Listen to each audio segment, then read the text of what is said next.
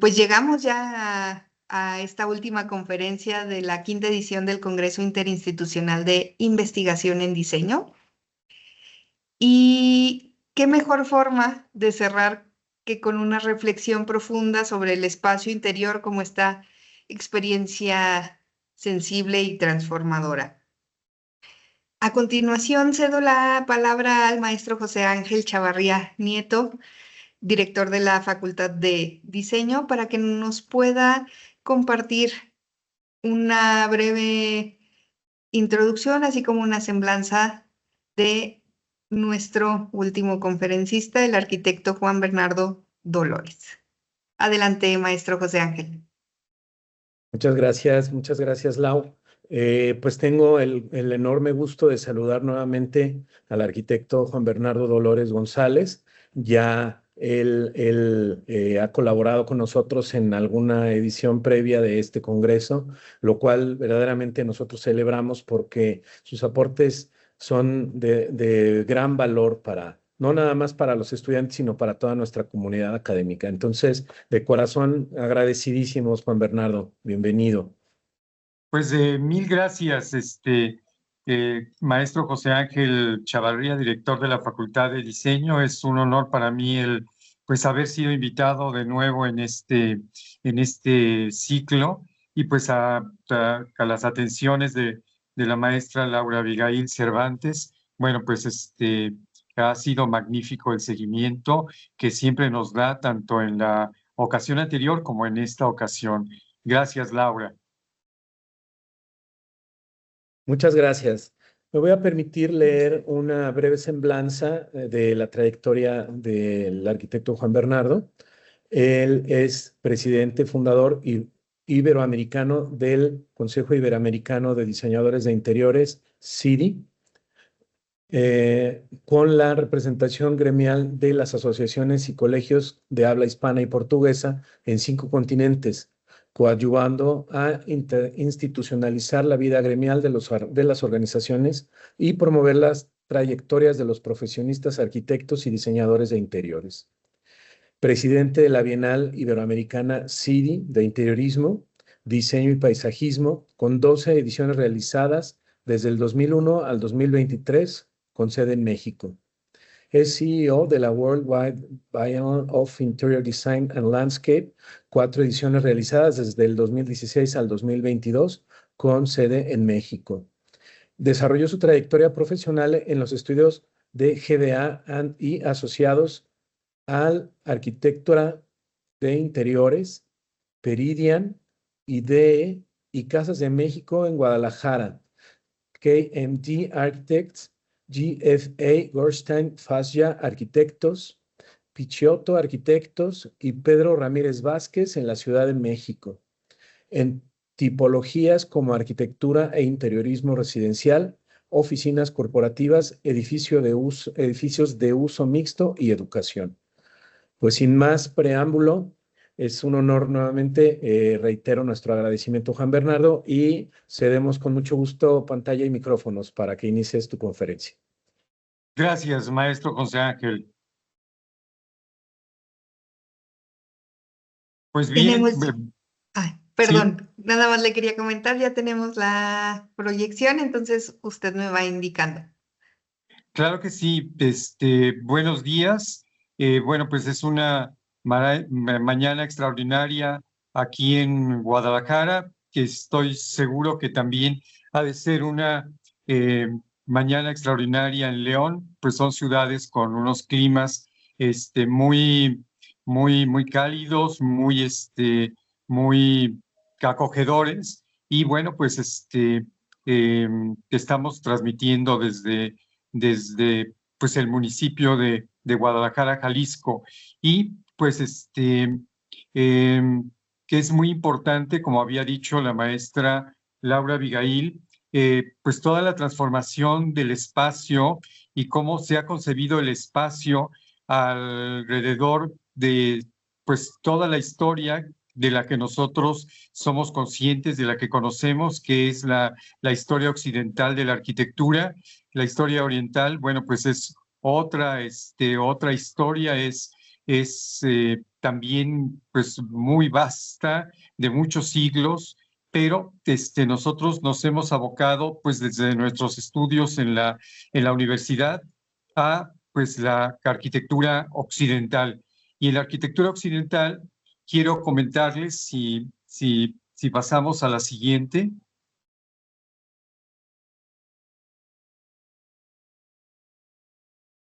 Bien, que espero que se vea muy bien. Pues en la arquitectura occidental se ha dado desde hace muchos siglos dos formas de hacer arquitectura, dos formas de realizar arquitectura, de componer arquitectura, de diseñar arquitectura. No les digo diseño desde el siglo XII o desde el siglo o antes del siglo XII, porque no existía la palabra, no existía el concepto, pero sí les digo las composiciones, por ejemplo, de la arquitectura clásica, de las arquitecturas barrocas, y que les hablo de diseño ya en el siglo XX. ¿Cómo se diseñan estos espacios de la arquitectura? Pues ha sido pues, muy importante para los investigadores, y afortunadamente yo he tenido la oportunidad de tener excelentes maestros en la investigación de la historia y la teoría de la arquitectura. Y pues yo la he trasladado a nuestra experiencia de la comunidad de los interioristas, porque muchas veces son arquitectos los interioristas que realizan la profesión, que ejercen la profesión en los países, y a veces son diseñadores de interiores. Para nosotros, como Consejo Iberoamericano de Diseñadores de Interiores, es tan importante un arquitecto que está especializado y que se dedica al interiorismo, como un diseñador de interiores de carrera que se dedica también al interiorismo y a todas las disciplinas afines. Inclusive, todavía, como le comentaba la maestra Laura Abigail, hay decoradores, hay arquitectos, hay pues que no tuvieron una formación previa, una formación en las universidades en el siglo pasado, pero que han hecho unas carreras de interiorismo extraordinarias. Esto ya no es el caso en este siglo ya es mucho más, más numeroso. Yo creo que más del 90% de los que se dedican al interiorismo ya tienen formación en las universidades, en los institutos, en diplomados, en las redes, por diferentes medios. Antes eso no existía y muy pocos arquitectos podían tener la oportunidad, y muy pocos diseñadores de interiores podían tener la oportunidad de realizar una carrera francamente como interioristas. Entonces, bueno, pues hablando de esto, hay dos formas de ver la arquitectura. Los arquitectos racionalistas o el racionalismo es aquella arquitectura de interiorismo cuyo mensaje está dirigido a la mente. Eso vamos a tomarlo como no es una definición, es solamente ir perfilando qué es el racionalismo en arquitectura.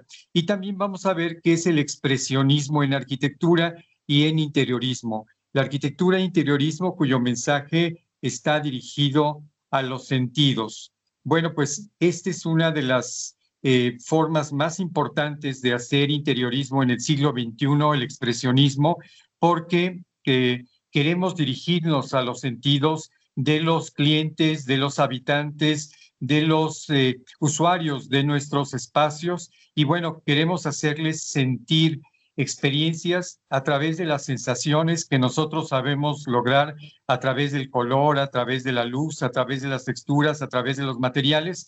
Y bueno, pues el expresionismo ha sido muy importante en este siglo XXI.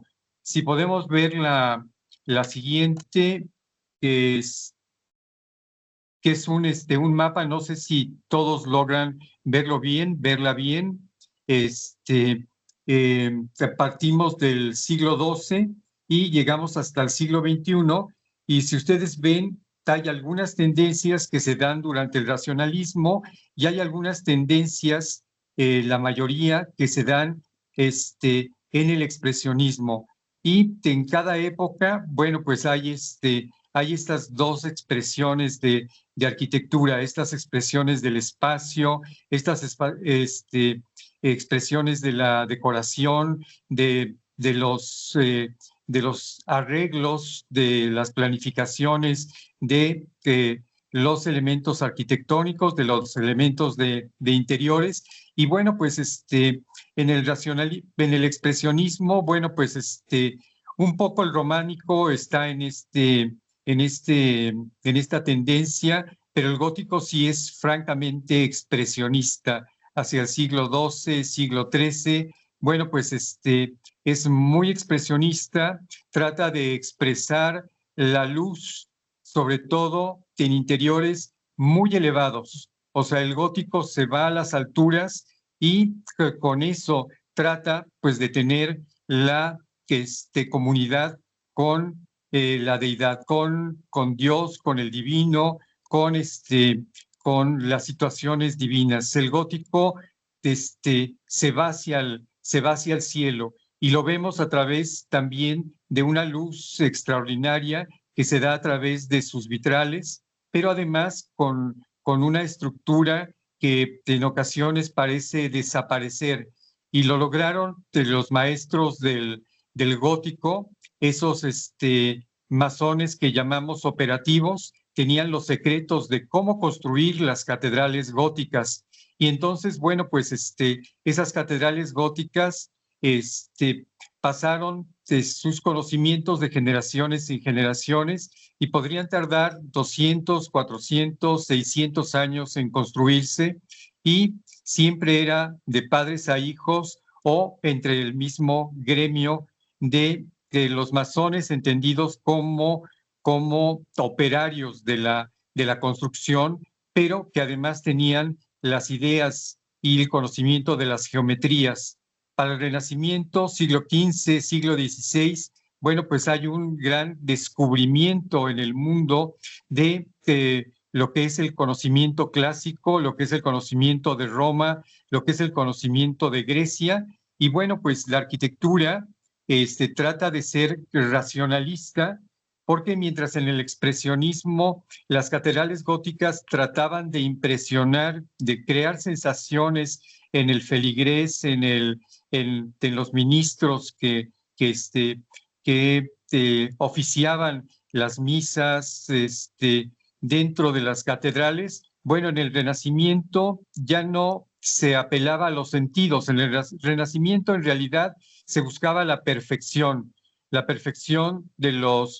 la esfera, la perfección del cuadrado, la perfección de los diferentes elementos que se encontraron en las arquitecturas romanas y griegas, esas secciones áureas maravillosas, esas secciones raíz de 5, raíz de 4, raíz de 3, raíz de 2, que bueno, pues eran razones de proporción que hacían perfectos las edificaciones, los edificios. El Partenón puede en un momento dado verse en sección áurea desde cierto punto, y bueno, pues ahí se alcanza la perfección, pero esa perfección no tenía que percibirlo el ser humano, esa perfección tenía que percibirlo el divino. Si para Dios esa perfección existía, bueno, pues no importaba que los seres humanos no pudieran ver esa perfección. Desde luego en el Renacimiento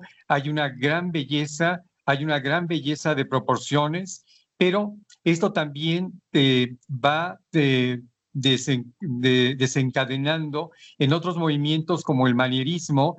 En el manierismo, tanto Miguel Ángel como Palladio, bueno, pues fueron los grandes exponentes de esta tendencia, que parte del renacimiento, de los elementos renacentistas, como los capiteles góticos, los capiteles corintios, los capiteles dóricos. Y bueno, pues con todas estas proporciones que se habían heredado de los griegos y que se habían heredado de los romanos, bueno, pues en el manierismo trata de tener pues una cierta una cierta expresión, hay un cierto expresionismo.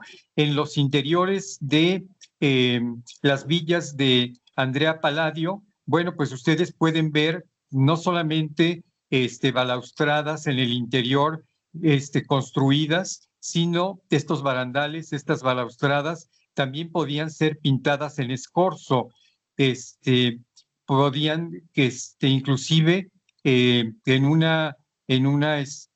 un elemento sorpresivo podía verse que había una persona que estaba tratando de abrir una puerta, pero solamente era una pintura, pero cuando uno llegaba al lugar y veía aquella luz, pues uno pensaba realmente que había alguien que estaba abriendo la puerta. Estos son elementos manieristas de la arquitectura y también del interior de esa arquitectura. Ya para el barroco, bueno, pues ya sin ambajes se va hacia la decoración, hacia la ornamentación, hacia estas actividades que eran propias de el siglo XVII, siglo XVIII. En el siglo XVIII pues está el ultrabarroco, el rococó.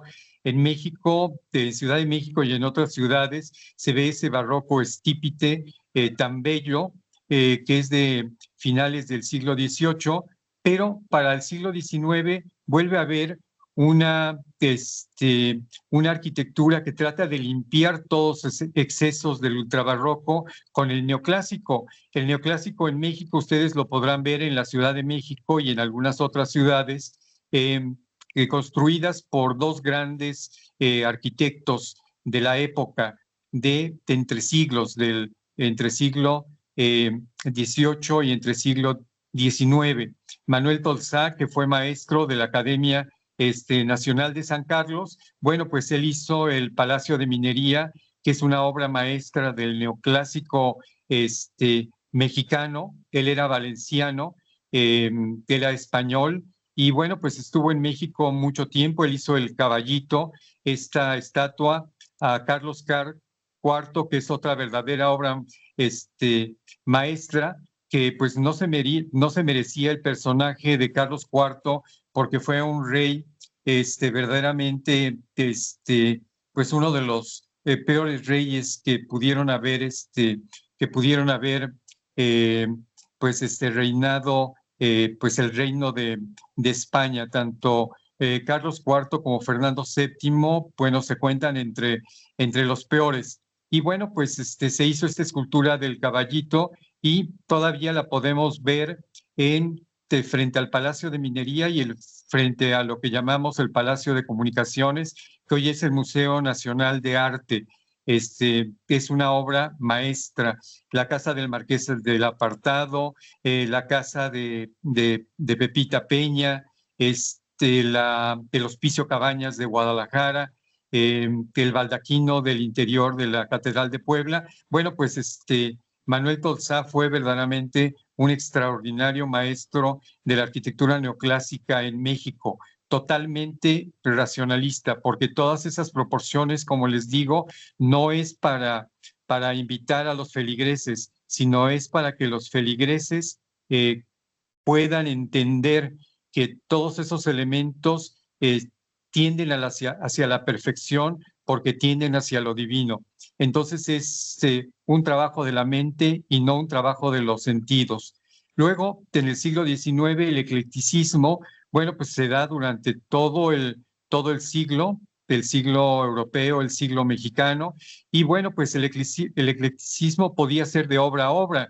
Por ejemplo, para hacer una cárcel, pues los arquitectos, en vez construían en estilo egipcio por lo masivo y por los pocos ventanas o finestras, fenestraciones que había en el lugar, y entonces pues era un lugar de encierro.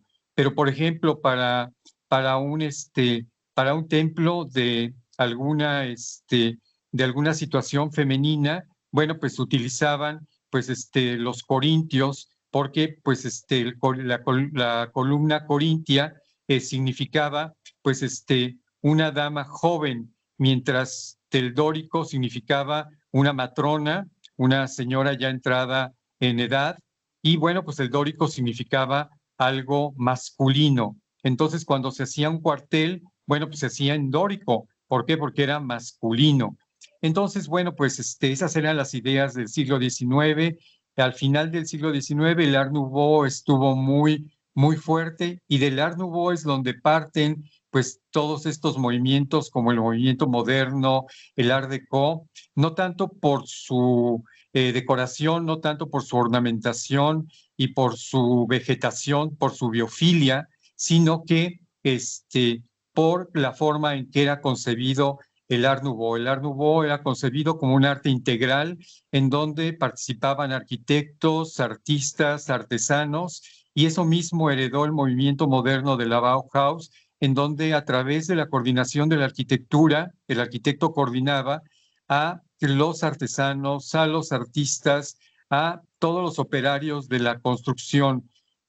Asimismo pasó en el Art Deco hacia 1925 y fue muy extendido tanto en Europa como en Estados Unidos, sobre todo en Estados Unidos, Art Deco. Pero también en el siglo XX, no lo veo aquí, no sé si en el siguiente, Laura, que me puedas mostrar, podemos ver que ya incluimos un estilo internacional. El estilo internacional es aquel estilo moderno que está sin ropajes ideológicos, mientras el movimiento moderno tenía que ver con el socialismo, tenía que ver con las nuevas tendencias filosóficas de la época. El estilo internacional en Estados Unidos tomó la estética del movimiento moderno, pero sin ideología socialista, sin ideologías, digamos, anarquistas, sin ideologías de este tipo. En Europa sí el movimiento moderno estuvo cargado de mucha ideología. En el internacional no, el internacional era pura estética. Y bueno, pues eso pasó mucho en los 50s y 60s, hasta que se fue descomponiendo en lo que llamamos una arquitectura tardomoderna. Lo que ustedes han escuchado últimamente como brutalismo, esa es parte de la arquitectura tardomoderna. Es una arquitectura pues de grandes dimensiones, de gran brutalidad en el Beton Brut, en lo que es el agregado del concreto, que tanto Teodoro González de León como Abraham Sabludowski en México lo llevaron a su máxima expresión, ofreciendo tanto mármoles como inclusive tesontles para dar el color rojo en sus construcciones de concreto, y que después se da también lo que es el posmoderno. El posmoderno es totalmente expresionista y trata de regresar a las arquitecturas tradicionales y trata de ser pues un movimiento que apele a las tradiciones de los usuarios, no tanto a la modernidad, no tanto a la llegada del hombre a la luna, no tanto a los avances científicos, sino el posmoderno es una tendencia más conservadora que trata de regresar pues a las arquitecturas tradicionales del medio oeste americano o inclusive de otros países, porque también se dio en Italia, se dio en Londres, y después tenemos lo que llamamos la deconstrucción. La deconstrucción es aquella arquitectura que trata de construir los elementos que componen, como decía la maestra Laura, tanto la forma como el espacio de los elementos, haciéndolos muy complejos. Frank Gehry es un importante es representante de la deconstrucción, pero también lo es Kurt Himmelblau, también lo es Zaha Hadid. Bueno, pues ellos están en la deconstrucción en la década de los 90 más que nada. Después, en la década de los 90 se da algo que se llama en México el edificio inteligente, este edificio que tiene todos los elementos de automatización para que pueda funcionar el ser humano dentro de estos edificios. Hay muchos ejemplos de edificios inteligentes, ya los vamos a ver. De sustentabilidad también, a principios de este siglo, estuvo muy de moda, desgraciadamente, porque la sustentabilidad no es algo que debería estar de moda. El cuidado del medio ambiente, el cuidado de lo verde, todo esto debería ser permanente y no solamente una moda pasajera. Les voy a explicar un poco más acerca de la sustentabilidad y luego pues tenemos ya como una trascendencia de la sustentabilidad, el interiorismo regenerativo, que tiene que ver con lo científico, el wellness, que tiene que ver con lo científico, la biofilia, que bueno, pues ya es un elemento, la biofilia es un elemento pues que ya había aparecido, por ejemplo, en el Art Nouveau, que ya había aparecido en en otras tendencias. Si pasamos a la siguiente, Laura, por favor. Bueno, pues vamos a ver que vamos a empezar con una de las formas de utilización del espacio y de creación del espacio.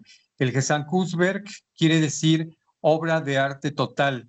Yo siempre he dicho que la arquitectura moderna pues está creada con términos que en alemán como Zeitgeist, como Gesamtkunstwerk, también algunos en francés, algunos en otros idiomas, pero el alemán es tremendamente importante para la consolidación del movimiento moderno.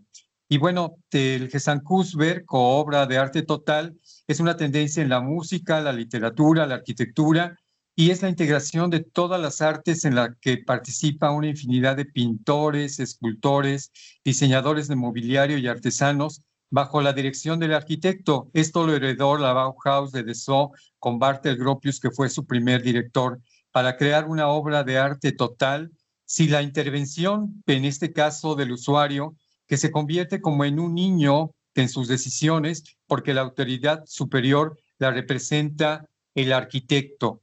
O sea, el arquitecto ordena cómo es que hay que vivir. O sea, es de alguna manera autoritario, que es de alguna manera paternalista, y que el usuario no tiene la libertad de vivir dentro de su propia casa como él lo quisiera. Alguna vez Henry van de Velde, que vamos a ver, si me pasas la siguiente, Laura, Henry van de Velde, que era uno de los exponentes de esta tendencia del Gesamtkunstwerk, obra de arte total. Bueno, pues Henry van de Velde diseñaba absolutamente todo, diseñaba la arquitectura exterior, diseñaba todo el interior, el mobiliario, era un excelente diseñador de muebles, pero además diseñaba no solamente los muebles, si me pasas la siguiente, Laura, sino también hacía pues toda la ropa de sus clientes, la ropa femenina, la ropa masculina, las pantuflas, los zapatos, y bueno, pues alguna vez un cliente, cuando llegó de visita a su casa, Henry van de Velde, lo recibió con batas y pantuflas diseñadas por el arquitecto, pero el arquitecto hizo un gran coraje porque se había equivocado el cliente y hubiera utilizado las pantuflas que eran para la recámara y no para las áreas públicas de su casa. Entonces el arquitecto era un tirano, el arquitecto era pues alguien al que no se le podía mover absolutamente nada de la casa. Si tú querías hacer un arreglo, pues tenías que hablar con el arquitecto. Si tú querías hacer por ejemplo, el arquitecto también podía diseñar la cobertería, los cubiertos, las vajillas, o sea, todo estaba determinado por el arquitecto y sus artesanos. Ese es el Gesamtkunstwerk de principios del siglo XX. Pero ¿qué creen? Que a finales del siglo XX, si pasamos a la siguiente fotografía, el arquitecto Miguel Ángel Aragonés a la derecha y su hijo Rafael Aragonés, bueno, pues son representantes actuales del Gesamtkunstwerk. Miguel Ángel Aragonés es un arquitecto que no permite que su dueño, que su cliente, que su usuario de de sus casas habitación extraordinarias, puedan modificarlas.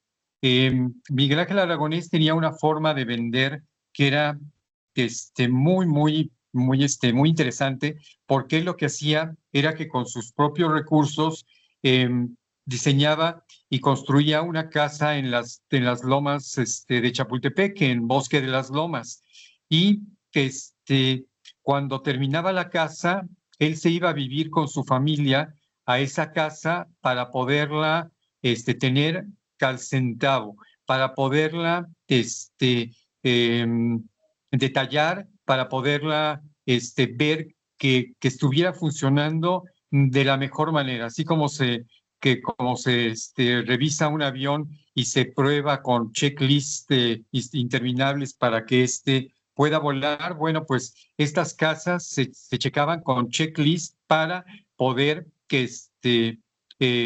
darle al público un gran servicio. Entonces, lo que hacía Miguel Ángel era que llegaba un momento en que la casa estaba lista y la abría para fiestas. Él organizaba fiestas, organizaba reuniones, organizaba conciertos de violín, organizaba todo tipo de lanzamientos de celulares, de diferentes marcas. Y bueno, todos los días su casa estaba llena de la gente que era el target que él que necesitaba para poder vender esa casa. Entonces, pues siempre pasaba lo mismo. Les voy a enseñar, si me pasas la siguiente, esta es una imagen de estas casas que realizaba Miguel Ángel Aragonés. Ha hecho casas, infinidad de casas en esta zona. Antes eran más blancas, ahora a través de la iluminación artificial son más coloridas, pero bueno, pues siguen teniendo la misma raíz de Gesancusberg, de obra de arte total. Para Miguel Ángel sería verdaderamente como si le quitaran un hijo, si mutilaran una de sus obras. O sea, lo sentiría verdaderamente en el alma. Y resulta que alguna vez Thalía le compró una de sus casas en Bosque de las Lomas, pero Thalía quitó toda la obra de arte que había prescrito Miguel Ángel Aragonés y cambió esas obras de arte por peluches. Entonces, cuando la primera vez fue a visitarla Thalía, fue a visitarla Miguel Ángel Aragonés, hizo un coraje espantoso y se molestó muchísimo con Thalía por ese atrevimiento. Las obras de arte son integrales, son completas, no pueden modificarse al arbitrio del usuario. Esto es lo que hace un joven, bueno, un contemporáneo, Gesancusberg. Es un verdadero tirano con sus clientes y bueno, pues él maneja un estilo de vida muy, muy definido. Sus casas normalmente eran blancas, siguen siendo blancas, pero bueno, pues se modifican con los colores.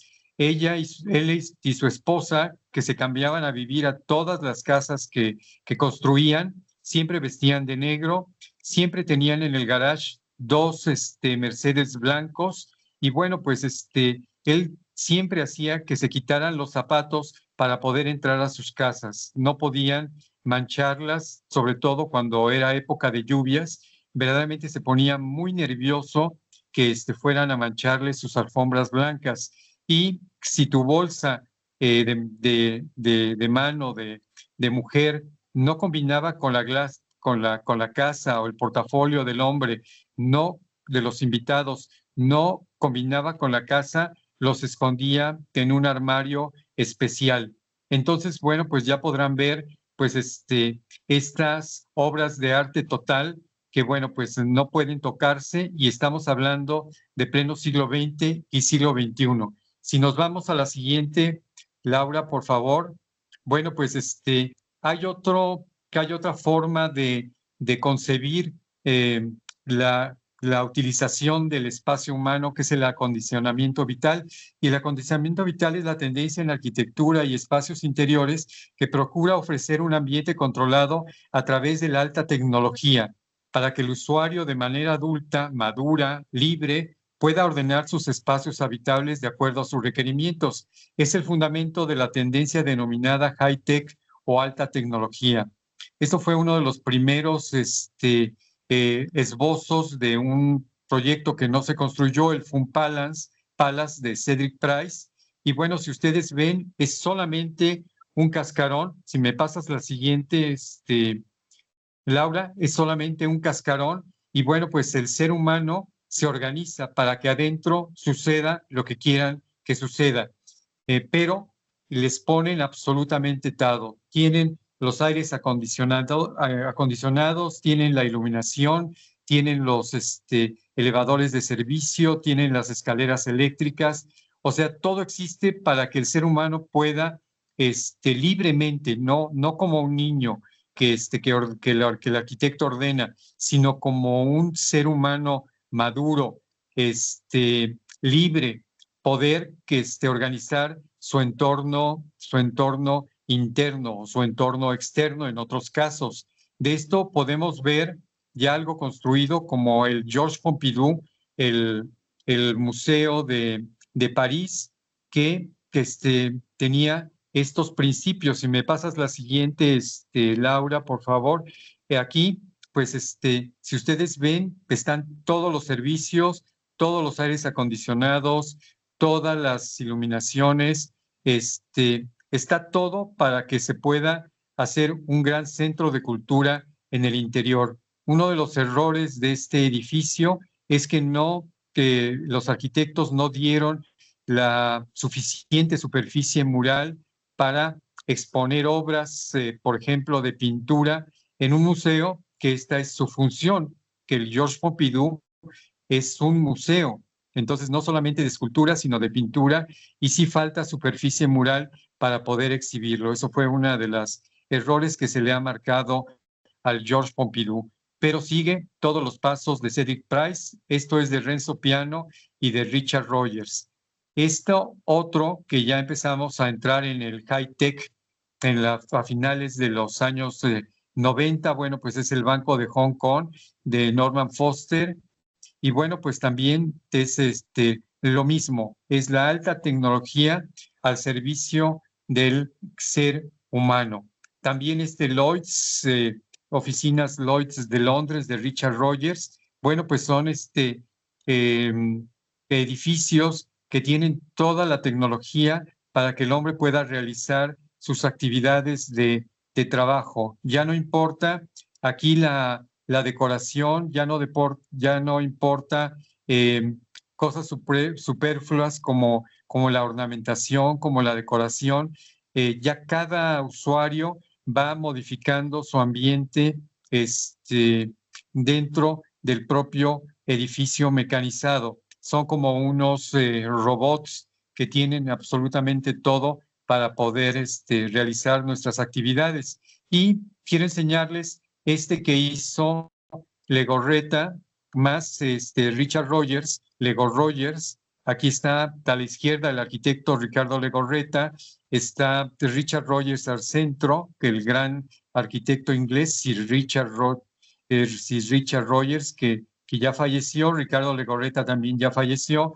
Vive Víctor Legorreta, hijo de Ricardo, y que es un excelente arquitecto. Ha sabido cumplir con pues este legado que le cedió su padre. Si nos seguimos a la siguiente, esto es el BA de la Ciudad de México, de Lego Rogers, y si ustedes ven, pues hay alta tecnología, hay high-tech, pero hay colores aportados por la firma mexicana Legorreta. Hay colores, inclusive hasta rosas mexicanos, que pueden ser bastante audaces, pero bueno, pues creo que le da un toque muy especial a estos edificios de alta tecnología, y sobre todo si están en México.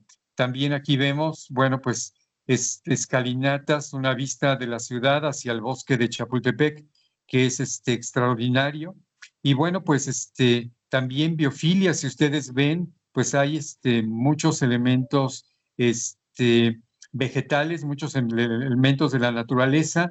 Y bueno, pues la anécdota es que la esposa de Richard Rogers le comentó a Richard Rogers que bueno, pues era un edificio que tenía una gran impronta mexicana, más que una impronta británica, y que la esposa de Ricardo Legorreta, o la pareja de Ricardo Legorreta, comentó que por el contrario, esto era una verdadera demostración de la arquitectura high-tech londinense y que era pues la arquitectura más londinense que había hecho Ricardo Legorreta. Bueno, pues vamos a pasar ahora a temas que son pues cercanos, como el edificio inteligente, en donde hay automatización de todas las instalaciones, automatización de equipos, redundancia o doble redundancias en equipos, ahorros de energías verdes o limpias, cuidado del agua, utilización de aguas residuales, utilización de aguas pluviales. Este es un edificio que realizó Pichotto Arquitectos en los años 90 en Polanco, en la Ciudad de México. Afortunadamente participé en el diseño de este edificio, fui uno de los diseñadores junto con José Pichotto, con el arquitecto José Pichotto. Y bueno, pues creamos un edificio que se convirtió en un edificio inteligente. Este es un edificio de los años 90, pues yo tendría, pues cuando empezamos a realizarlo, unos 27 años. José Pichotto tendría unos 24, y bueno, pues logramos realizarlo con éxito en aquella época, aunque bueno, pues las condiciones ahora de los equipos, de los edificios altos en la Ciudad de México, pues son todavía más duras por el término sísmico. Aunque déjenme decirles que este edificio está proyectado para vibrar ante el sismo de, si Torre Latinoamericana, sin computadoras en 1950 estuvo protegido contra cuatro formas de vibrar del sismo, porque lo calcularon a mano los ingenieros Sebart, en este edificio de Zenit Plaza Arquímedes, pues está calculado para prácticamente infinitas formas de vibrar del sismo, unas 400 formas de vibrar del sismo. Entonces, siendo un edificio de acero, el primero de acero de la Ciudad de México, casi no había edificios de acero en la Ciudad de México, por lo que no había calculistas, estructuristas de acero en México. Nosotros inauguramos desde muy jóvenes esta tendencia del acero en la construcción como mucho más, como facilitador de la construcción, y para que los tiempos fueran mucho más cortos en su construcción. Inclusive en Polanco hay una organización de vecinos de Polanco que eso es muy fuerte, y cada calle, la calle que tenemos nosotros en primer plano es la calle de Temístocles, y aquí las señoras eran tremendamente combativas, tanto las señoras de Temístocles como las señoras de Arquímedes, como las señoras de Polanco, nos pidieron en la delegación que nuestros albañiles, que en el pic de la obra serían alrededor de 400, a las 6 de la tarde bajaran por el túnel del metro y salieran del área, porque resultaba que ellas ya tenían la experiencia de que los albañiles, cuando terminan las obras, que en estos fraccionamientos como Polanco, bueno, pues se la pasan merodeando y que embarazan a todas las muchachas de la cuadra, y bueno, pues se quedan sin servidumbre las señoras. Entonces nos dijeron: arquitectos, ustedes quieren ser los padrinos de todos los niños que se que se den en Temístocles, y dijimos que claro que no. Entonces sí, mandamos a nuestros albañiles a que desalojaran el área de manera muy, una vez terminando su trabajo, y como había un túnel de metro, bueno, pues que salieran por vía metro y no merodearan por el lugar. Casi sucedía en los años 90, ahora, bueno, pues es distinto. Si me pasas la siguiente, bueno, esta es otra. Y bueno, pues ahora vamos a sustentabilidad o sostenibilidad. Es la certificación de materiales, certificación de productos, reciclado de materiales, cuidado del agua, utilización de aguas residuales, utilización de aguas pluviales, ahorro de energía, energías verdes o limpias. Aquí ya hay un paso más con la sustentabilidad sobre el edificio inteligente, que se certifican los materiales para que también hayan sido producidos de manera limpia, que una silla de All Steel de Herman Miller fuera producida de forma limpia, sin grandes, em, eh, costos de energía, sin grandes costos de contaminación, y todos los elementos que se utilizan en las arquitecturas sustentables tratan de ser también productos o materiales sustentables, o sea, producidos de una manera sustentable. Y si se puede reciclar los materiales, es todavía mejor. Esa es una de las partes más importantes. El cuidado del agua, desde luego, la utilización de aguas residuales y la utilización de aguas pluviales es indispensable, el ahorro de energías y las energías verdes o limpias. Tenemos como ejemplo excelente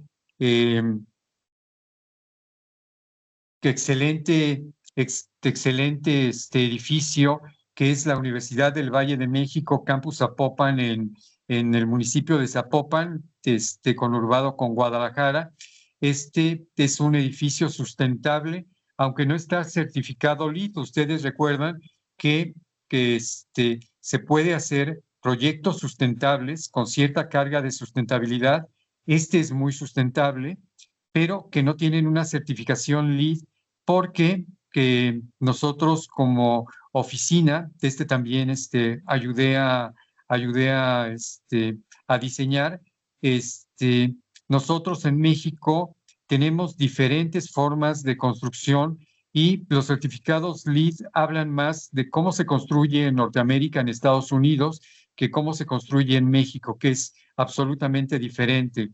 Entonces, sí hay edificios certificados LEED, por ejemplo, esta certificación LEED que obtuvo el arquitecto Enrique Norte. Si nos pasamos a la siguiente. A la siguiente.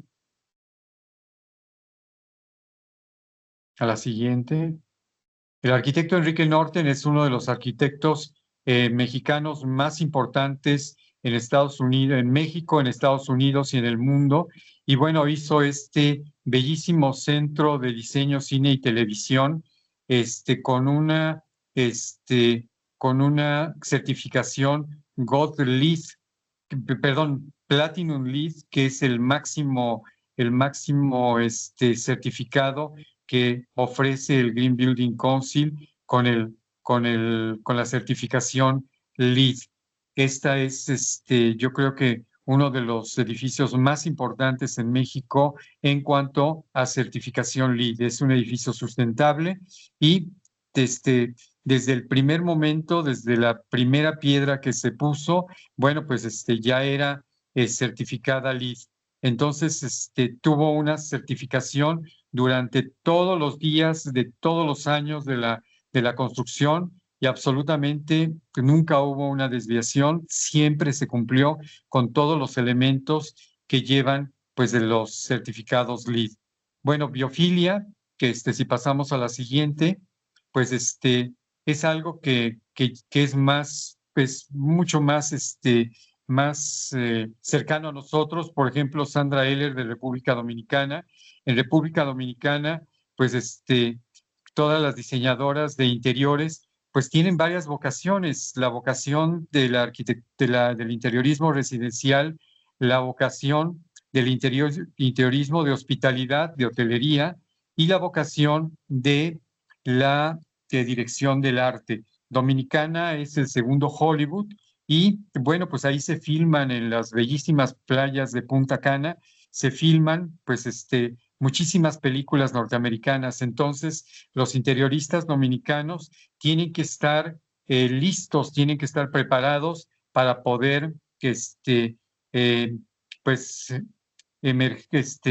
introducirse en estos mercados tan importantes. Pero en la parte residencial, si ustedes ven, pues el uso de plantas es muy profuso, y me encantó la siguiente, me encantó esta otra ejemplo de biofilia, donde, bueno, pues hasta una canoa tenemos en el interior con muchísimas plantas de selva, que es la vegetación de parte de República Dominicana, sobre todo del Caribe, del sur, como es Santo Domingo.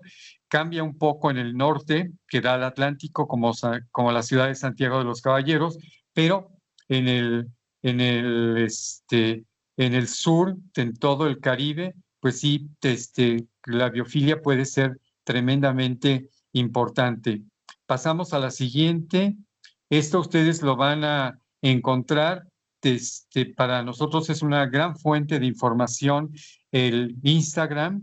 El Instagram para los diseñadores de interiores y para los arquitectos es tremendamente importante. Filipao Núñez, un portugués afincado en Monterrey desde hace muchos años, hace restaurantes, más que nada, restaurantes aislados, restaurantes en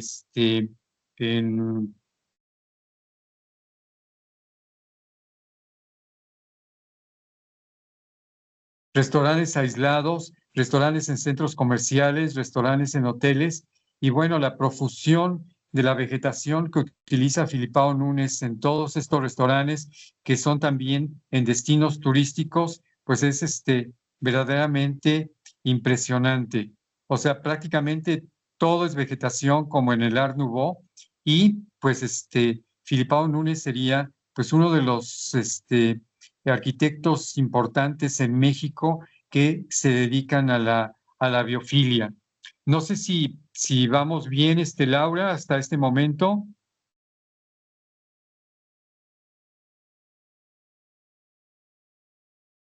Si vamos a la siguiente.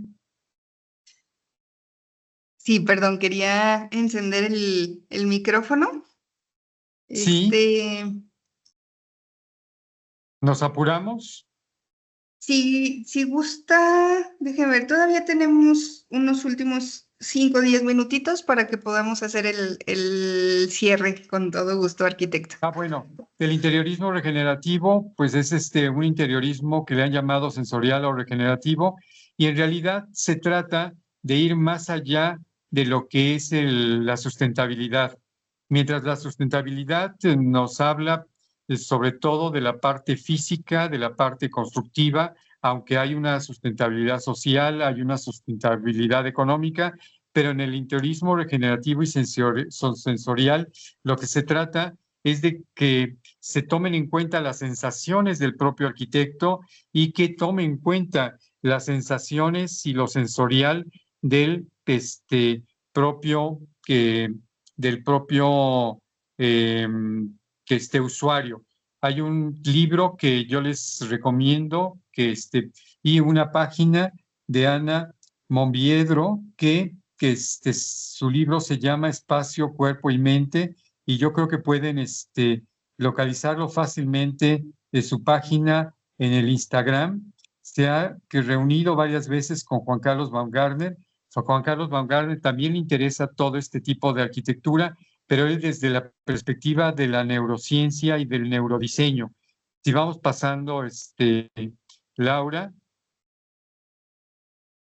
Juan Carlos Baumgartner, bueno, pues es uno de los arquitectos más innovadores, más importantes de México, con su firma Space, que es una firma extraordinaria, en donde ya desde hace 20 años hace 25 años que conocía a Juan Carlos cuando era un bebé, bueno, pues ya tenía ideas muy interesantes sobre cómo organizar su propio despacho, su propio space,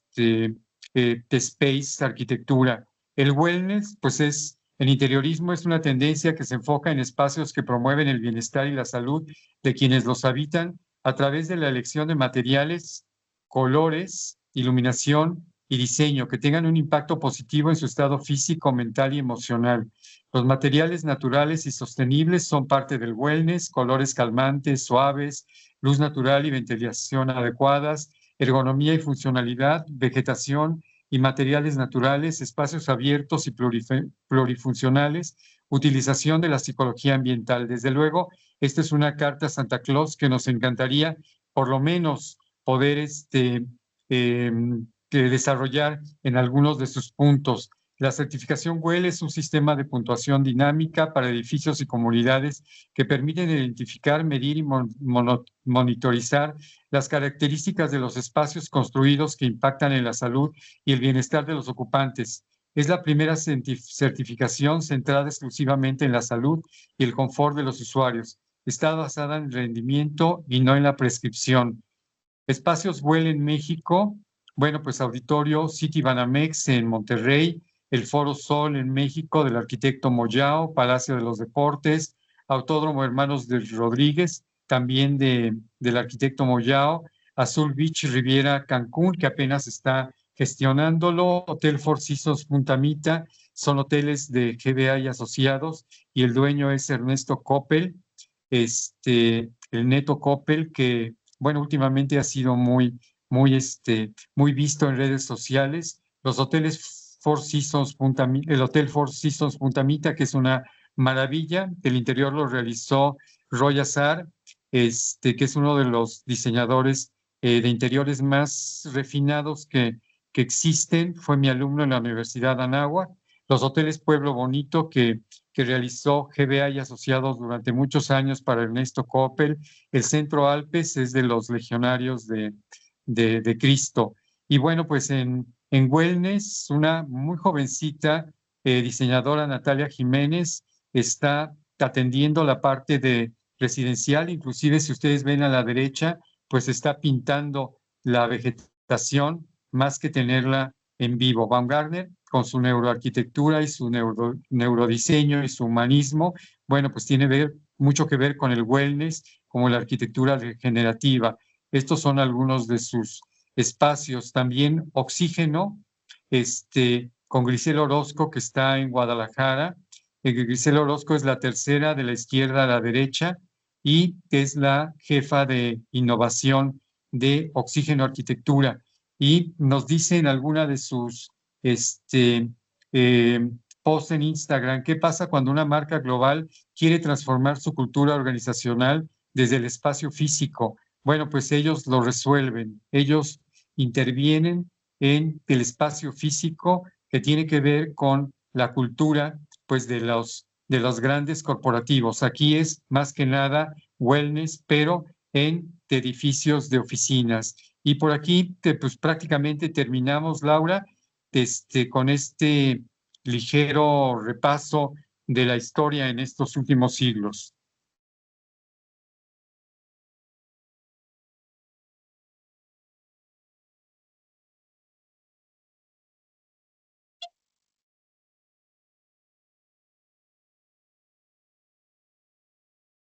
Déjenme ir encendiendo por acá micrófono, nuestra cámara también, para poder ir revisando. Pues me gustaría que pudiéramos abrir un breve espacio para preguntas, para comentarios de nuestra audiencia. Entonces, no sé si gusten levantar su manita y les podemos habilitar micrófono y cámara, o bien hacerlo en el espacio correspondiente a el chat o a las preguntas y respuestas. Vamos a dar unos 2 minutitos en lo que se va actualizando o en lo que nos van escribiendo. Con todo gusto. Entonces, nada más quisiera que vieran que la arquitectura siempre está está en tensión. Está entre el racionalismo y la ciencia, y está también con el expresionismo. y los sentidos. Las dos arquitecturas son tremendamente importantes.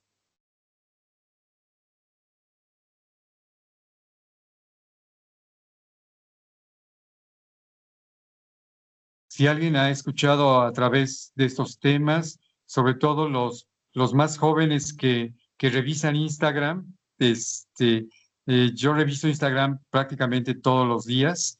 No les quiero decir que estoy 14 horas al día en las redes porque sería mal acostumbrarlos, pero sí, me informo muchísimo en las redes sociales y ya encontré que el mejor instrumento para los diseñadores de interiores y para los arquitectos es el Instagram.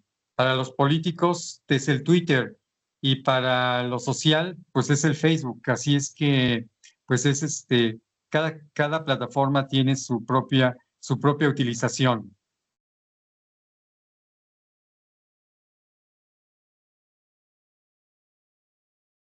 Bien, vamos a checar lo que no tenemos por acá. Preguntitas. Una pregunta tuya, Laura.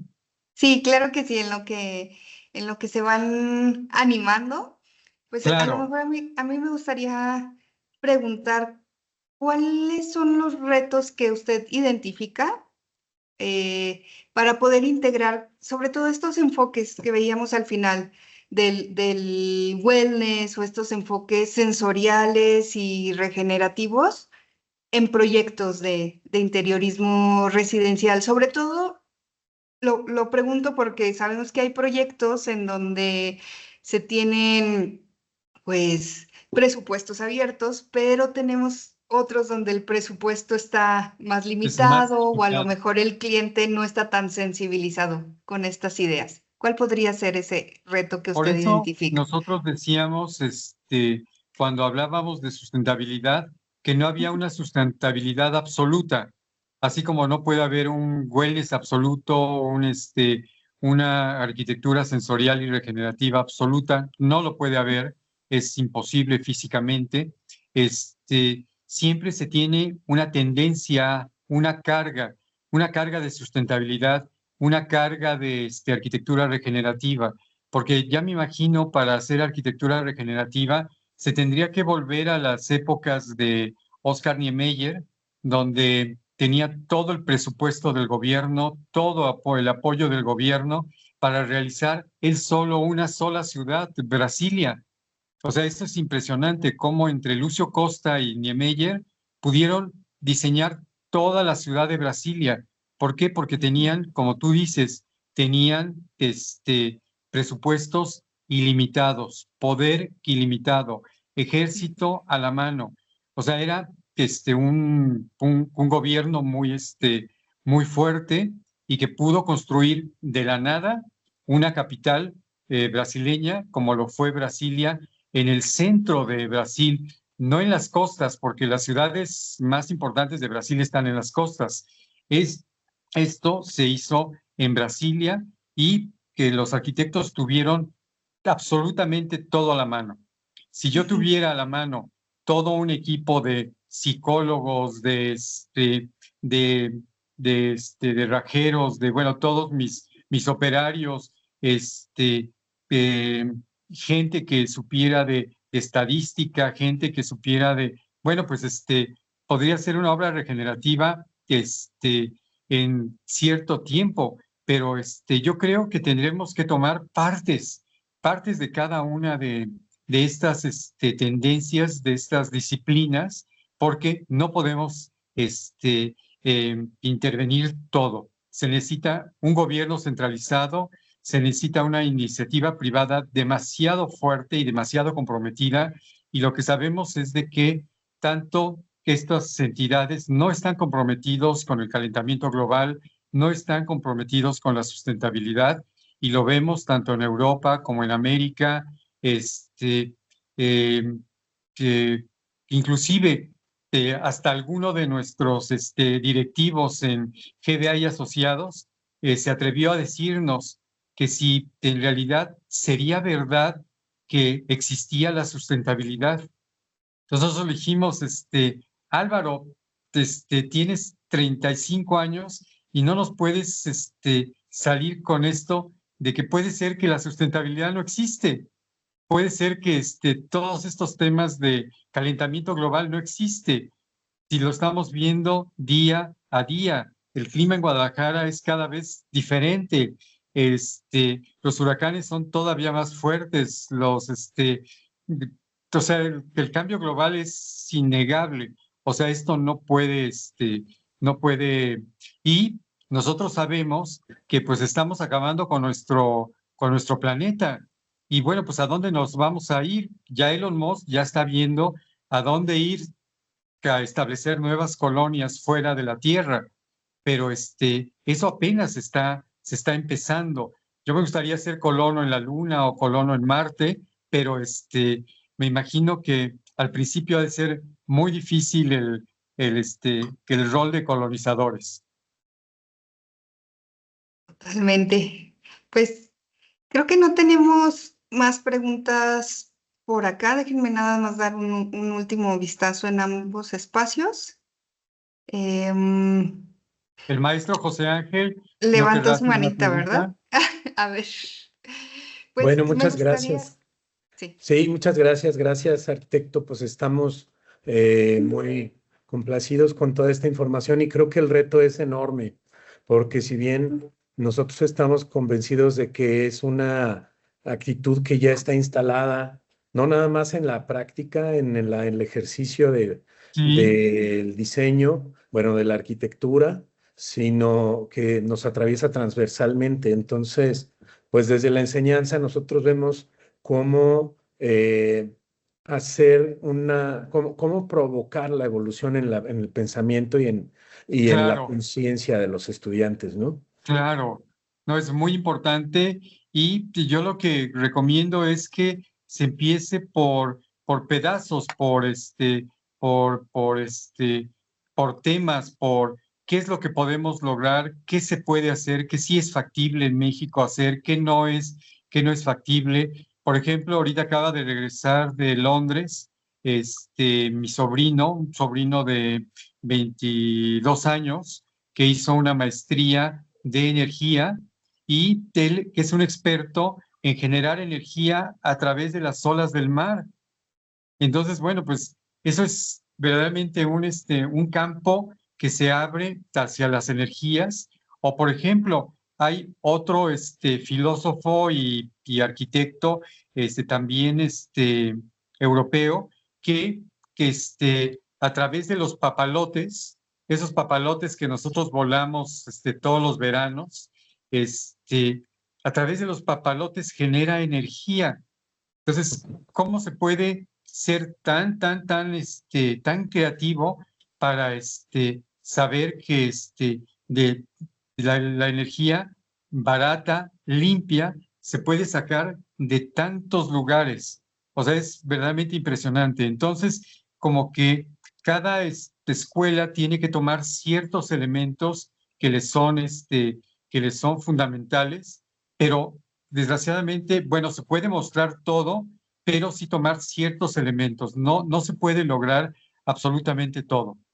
O sea, ser un excelente interiorista con un talento para la biofilia, pero además ser todo todo un, eh, todo un científico de la energía, de los elementos constructivos, eso es muy difícil. Solamente Santiago Calatrava es un grande de las estructuras y es un grande de la arquitectura, pero de ellos hay muy pocos y además, pues al final también se ha metido en problemas por estructuras que han colapsado y que ha perdido cierto prestigio alguien como Santiago Calatrava en el mundo a través pues de demandas y con los clientes institucionales. Entonces, creo que se pueden hacer cosas, pero no podemos hacer todo. Sí, definitivo. Hay que ir paso a paso y es un reto enorme. Pero bueno, pues nuestro compromiso creo que también nos une y nosotros continuaremos insistiendo en esta evolución. Yo cuando tenía 17 años y empecé mi carrera y fui a visitar la biblioteca Benjamin Franklin y vi una publicación en donde estaban todos los edificios de Yomi-Pei, de Skidmore, Owings and Merrill, de Walter Gropius, de TAC, Louis Kahn. O sea, yo me puse a pensar, jamás voy a lograr estos rascacielos de 200, 300, 500 metros sobre, pues algunos sobre el nivel del mar, pero sí, se me hacía que era una empresa imposible, pero luego se va dando uno cuenta de que a uno le toca hacer una parte de todo aquello, no puede hacer absolutamente todo. Hay algunos que sí son los coordinadores, los arquitectos que se dedican a coordinar todo el movimiento, pero no todos estamos también destinados a coordinar absolutamente todos los equipos. Sí, por supuesto. Pero bueno, ahí es cuando uno se da cuenta de que va avanzando y va construyendo y va dando pasos, ¿no? Uno a Claro, uno. claro. Pues, excelente, muchísimas un gracias. pasito a la vez. Un pasito a la vez. Muchas gracias. Nos dejó por aquí Luz un comentario. Dice, no es pregunta. Me gustó mucho la plática, es muy interesante y de mucha ayuda. Y pues ciertamente creo que nos vamos con nuevas preguntas, con muchísima inspiración y con ese compromiso de ir pasito a pasito y de seguir investigando desde el diseño para poder proponer, para poder generar conocimiento útil, conocimiento sensible, ético. Entonces, pues Y sobre para todo ir, sí. que ahora las alumnas y los alumnos millennials, pues nos están checando en cada momento a través de sus celulares. Y si yo digo que San Cuthbert, que ellos ya vieron qué es que San Cuthbert y sí es cierto lo que yo les estoy comentando, porque como te decía Laura, en el siglo pasado había un maestro extraordinario que se inventaba todos los nombres de grandes arquitectos latinoamericanos. Era alguien así con la capacidad de Gabriel García Márquez, de Vargas Llosa para poner nombres. Y bueno, pues nosotros le creíamos que existían esos arquitectos que sí se llamaban. Sí, sí, creo que es sobre todo como ese compromiso de ir aprendiendo y de ir a la par de la información que ellos tienen ya en sus manos, sobre todo Y también como, checando las fuentes. exacto, como veíamos hace ratito en otra de las conferencias, poder ir desarrollando también en ellos ese pensamiento crítico de decir esto sí, esto no, y pues que justamente eso que ellos vayan identificando nos lleve a transformar, a cuidar, a proponer como estos nuevos futuros, ¿no? Pues es extraordinario también la forma de pensar de ustedes y bueno, pues les agradezco muchísimo su invitación. Al contrario, muchas gracias. Me gustaría ahora ya como para ir haciendo este acto de cierre oficial, pues ceder la palabra nuevamente al maestro José Ángel para que nos pueda hacer entrega simbólica de la constancia de participación y también lo que sería el acto de clausura de este quinto Congreso de Investigación. Claro que sí. Adelante. Con mucho gusto, Lau. Me permito leer la constancia que más adelante entregaremos como debe de ser, pero bueno, pues ahora por la distancia lo hacemos simbólicamente. La Facultad de Diseño de la Universidad La Salle Bajío otorga la presente constancia al maestro Juan Bernardo Dolores González por su destacada participación como ponente en el quinto Congreso Interinstitucional de Investigación en Diseño, Ecosistemas Vivos, Innovación Circular y Bienestar Compartido, con la ponencia titulada Interiorismo Sensorial y Regenerativo. Agradecemos muy sensiblemente y de corazón, estimado Juan Bernardo, tu colaboración, tu participación y bueno, pues continuaremos vinculados seguramente para seguir construyendo. Claro que sí, con todo gusto y muy agradecido. Muchas gracias. Muchas gracias. Y ahora sí, hacemos clausura oficial, Pino.